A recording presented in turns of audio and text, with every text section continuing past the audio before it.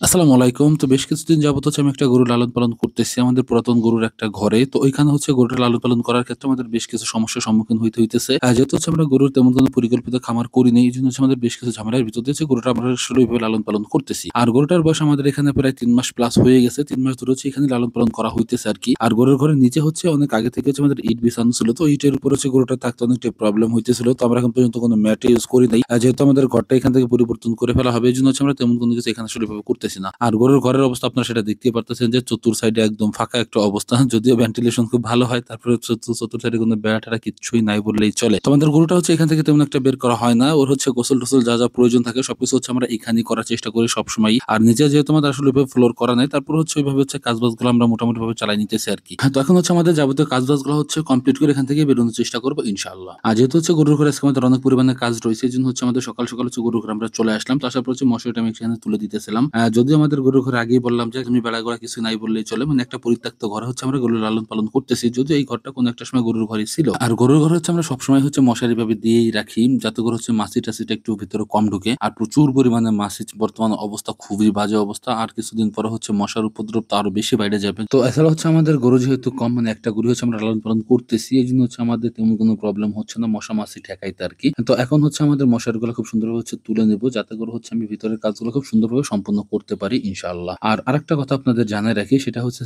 যে গরু আপনি একটা পালেন না ১০ টা পালেন, আপনার কষ্ট কিন্তু সেমই। মানে একটা গরুর জন্য আপনার খামারে ঢুকে এভাবে হচ্ছে সবকিছু পরিষ্কার-টরিষ্কার করতে হবে। আর ১০ টা গরু থাকলে ১০ টা গরুর জন্য আপনার এই সেম কাজটাই করতে হবে আরকি। তো মূলত হচ্ছে যারা গরু লালন পালন করবেন তো তারা চেষ্টা করবেন হচ্ছে একটা দিয়ে শুরু না করার জন্য একটু বেশি দিয়ে করার জন্য। যেহেতু আমাদের আরো কয়েকটা খামার আছে। তো এই খামারের কাজগুলো শেষ করে হচ্ছে আমি আসলে এই গরুর খামারটায় কাজ করতে আসি আরকি। তো যাই হোক এখন হচ্ছে গরুর ঘরটা আমি খুব সুন্দর হচ্ছে এখান থেকে পরিষ্কার করে নিব। যাতে করে হচ্ছে আমার পরবর্তী যে কাজগুলো আমরা করব এখানে গরুটাকে হচ্ছে আজকে আমাদের গোসল-টোসল করাইতে হবে। তো এইজন্য হচ্ছে পরবর্তীতে কোনো সমস্যা আমাদের না হয় আরকি। তো ফার্স্ট এ হচ্ছে আমি গরুর গোবরটা হচ্ছে খুব সুন্দর এখান থেকে ফেলে দিলাম। যেহেতু হচ্ছে এখন প্রচুর পরিমাণে বৃষ্টির মৌসুম চলতেছে। গোবরটা আসলে আমাদের ওইভাবে রাখা হয় না। আর একটা গরুর গোবর আসলে অতটা পরিমাণে হয়ও না বললেই চলে।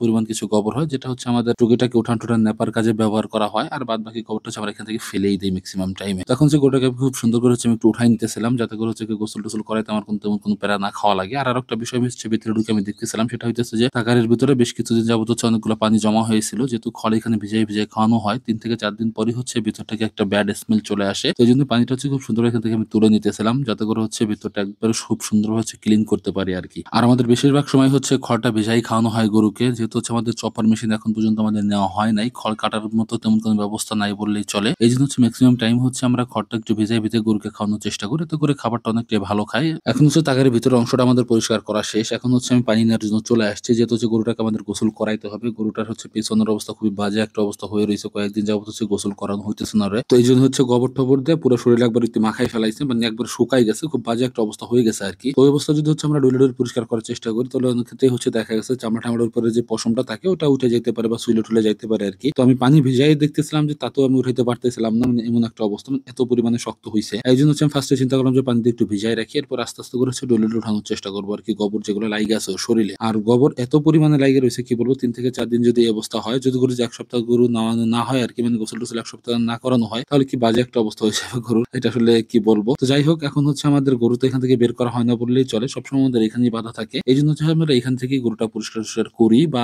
গোসল-টোসল সবসময় আমরা এখান থেকেই গরুকে করানোর চেষ্টা করি। আর আমাদের গরুটা হচ্ছে একদমই দৌড়াদৌড়ি করতেছিল না। যেহেতু সবসময় ওকে এইভাবেই গোসলটা করানো হয় আরকি। তো বিষয়টা খুব ভালোভাবেই জানে যে ওকে গোসলটাই করানো হইতেছে। তো এইজন্য একদমই দৌড়াদৌড়ি করতেছিল না। খুব সুন্দর হচ্ছে আমি পরিষ্কার করতে পারতেছিলাম আরকি। আর গোবরের অবস্থা আগেই বললাম যে এত পরিমাণে লাইগা রইছে যে ব্রাশ দিয়ে ডলে আমি উঠাইতে পারতেছিলাম না। মানে এমন একটা অবস্থা হইতেছে আরকি এই জায়গাটায়। আর লেজটা মানে পুরো একবারে মাখাই ফেলাইছে। মানে কি বাজে একটা অবস্থা করছে আরকি। আর যেহেতু আমরা নিচে ম্যাট ব্যবহার করি না তো এইজন্য হচ্ছে আরো সমস্যাটা বেশি হইতেছে আমাদের। তো ম্যাট হচ্ছে আমরা খুব শীঘ্রই ব্যবহার করার চেষ্টা করব এখানে। আর ম্যাট ব্যবহার না করলে হচ্ছে অনেকটাই সমস্যা। সেটা আপনারা দেখতেই পারতেছেন যে ম্যাটের উপর গরু রাখলে আসলে এই বিষয়টা অনেকটাই কম হয়। আর যেহেতু ম্যাটের উপর গরুটা রাখতেছেন এজন্য হচ্ছে প্রচুর পরিমাণে সমস্যার সম্মুখীন আমাদের হইতে হইতেছে। আর ম্যাট না কেনার মেইন যে কারণ সেটা হচ্ছে আমাদের ঘর এখন পর্যন্ত আসলে ওইভাবে করা হয় নাই। গরুর ঘরটাই আমাদের হয় নাই মূলত এখানে। এজন্যই হচ্ছে মূলত এভাবেই গরু লালন পালন করতেছি দেখে হচ্ছে ম্যাটটা আমরা কিনতেছিলাম না। আর আরো একটা বিষয় যারা অভিজ্ঞ আছে তারা বলতেছিল যে আসলে এর উপরে ম্যাটটা দিলে পরে ম্যাটটা ছিঁড়ে যাইতে পারে। এজন্য হচ্ছে মূলত ম্যাটটা আমাদের কেনা হয় নাই। তবে খুব শীঘ্রই হচ্ছে একটা ম্যাট আমরা নিয়ে আসার চেষ্টা করব আরকি। আর গরুর ঘরটা খুব দ্রুত আমরা নির্মাণ করার চেষ্টা করব ইনশাআল্লাহ। তো আমাদের গরুর হচ্ছে